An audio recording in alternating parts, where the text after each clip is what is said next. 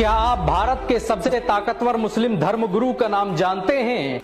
शामिली में पैदा होने वाले मौलाना साद आज भारत ही नहीं दुनिया के सबसे मशहूर आलिम हैं।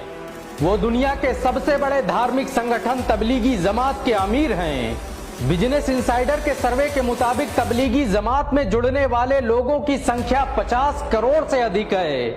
अमेरिका से लेकर रूस, जापान, इंडोनेशिया और फ्रांस के हर शहर में इसकी शाखाएं फैली हुई हैं। दुनिया के 200 से अधिक देशों में तबलीगी जमात के लोग मौजूद हैं।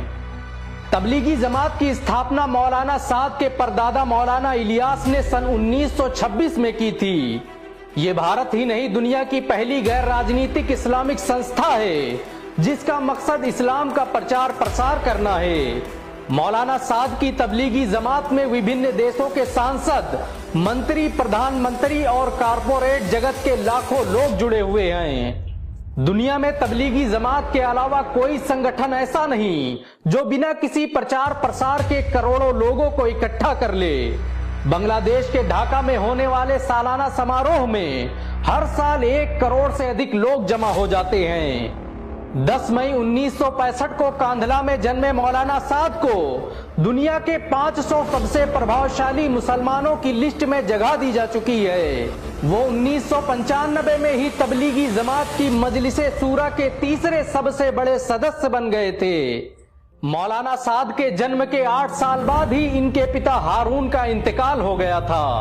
बहुत कम लोग जानते हैं कि मौलाना साद के पहले उस्ताद मौलाना अली मियां नदवी थे।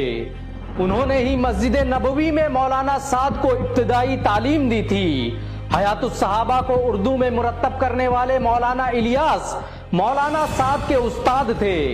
ये किताब आज भी दुनिया में बिकने वाली उर्दू की सबसे बड़ी किताब है। मौलाना साद का सिलसिला नसब इस्लाम के पहले खलीफा हजरत अबू बकर से जाकर मिलता है। मौलाना साद ने दिल्ली के काशिफुल उलूम मदरसे में तालीम हासिल की और 1986 में फरागत हासिल करने के बाद दीन का काम करने लगे। ये भारत के उन चुनिंदा लोगों में से हैं जिन्होंने इस्लाम की तबलीग के लिए पूरी दुनिया का सफर किया। रूस, जर्मनी, फ्रांस और अफ्रीका के जंगलों में भी इनके चाहने वाले मौजूद हैं।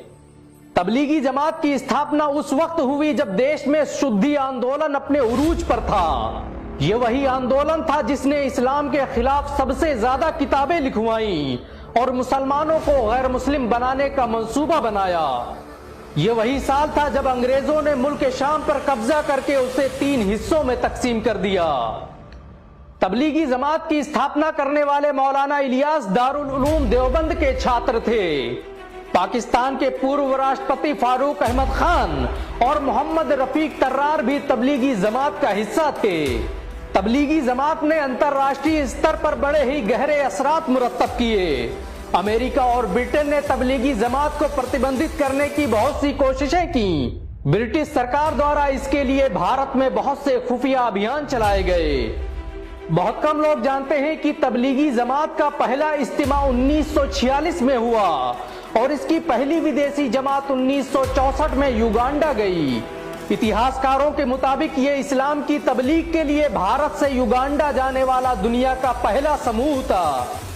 तबलीगी जमात पहला संगठन है जिसने सरकारों को बदले बगैर ही देशों को मुसलमान बना दिया। जबूती के जंगलों में होने वाले इज्तिमे में हर साल कई हजार लोग इकट्ठा हो जाते हैं। तबलीगी जमात दुनिया का पहला धार्मिक संगठन है जिसमें गूंगे भी इस्लाम की तबलीग का काम करते हैं।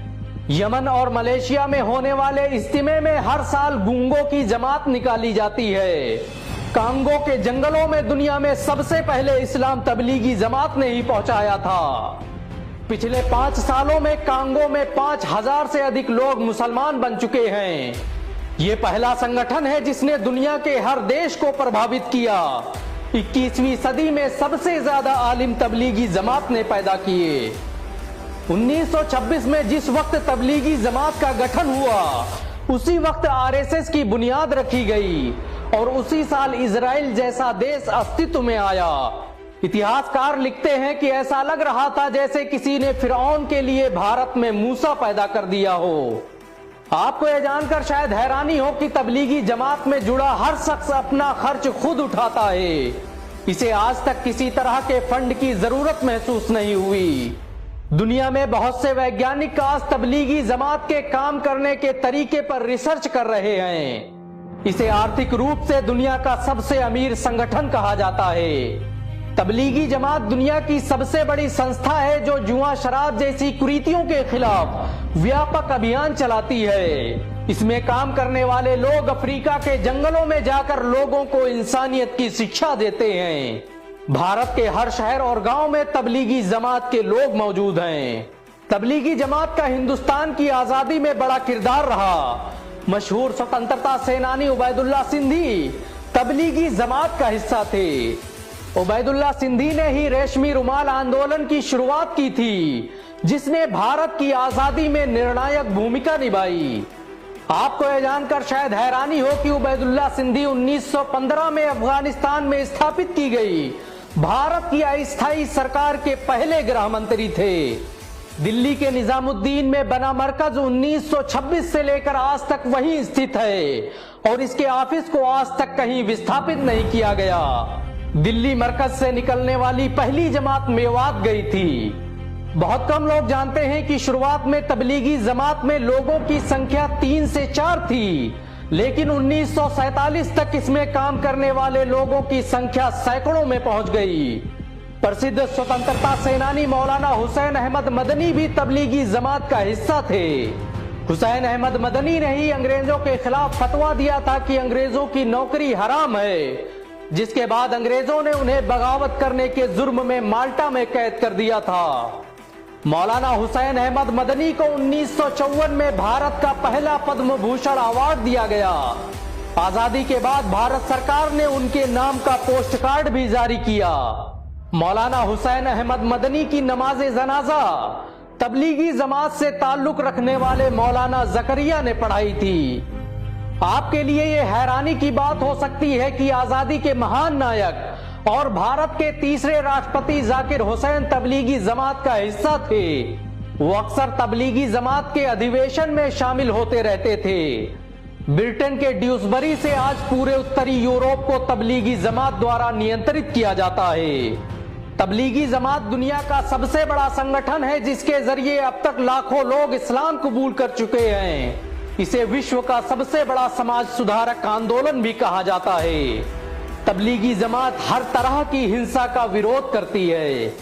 मौलाना साहब की ताकत का अंदाजा इसी बात से लगाया जा सकता है कि दुनिया भर की सरकारों में उनके समर्थक मौजूद हैं। अरब देशों में मौलाना साहब को बड़ी ही इज्जत की निगाहों से देखा जाता है। उनके एक इशारे पर मुसलमान अपना सब कुछ कुर्बान कर सकते हैं। क्या आप तबलीगी जमात का समर्थन करते हैं? नीचे कमेंट में जरूर बताएं। अगर एक मुसलमान होने के नाते आपको गर्व महसूस हुआ हो तो इस वीडियो को लाइक और शेयर जरूर करें। ऐसी और वीडियो को देखने के लिए हमारे चैनल को सब्सक्राइब करें।